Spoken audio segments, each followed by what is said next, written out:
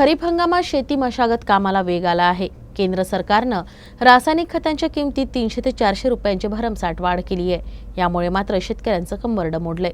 शेतमालाला भाव मिळाला नाही, त्यातच रासायनिक खतांच्या किमतीत वाढ करून शेतकऱ्यांच्या जखमेवर मीठ चोळल्याचा आरोप शेतकऱ्यांनी केला आहे। ऐन खरीपाच्या तोंडावर रासायनिक फर्टिलायझर खतांच्या किमतीमध्ये भरमसाठ वाढ करून सततची नापिकी, कर्जबाजारीपणा, अवेळी अवकाळी पाऊस यामध्ये आर्थिकदृष्ट्या उद्ध्वस्त झालेल्या शेतकऱ्यांना मरणाच्या दारावर उभं करण्याचं काम या केंद्र शासनाच्या कृषीद्रोही धोरणामुळे झालेलं आहे आणि शेतकऱ्यांच्या जखमेवर मीठ चोळण्याचं काम या केंद्र शासनानं केलेलं आहे।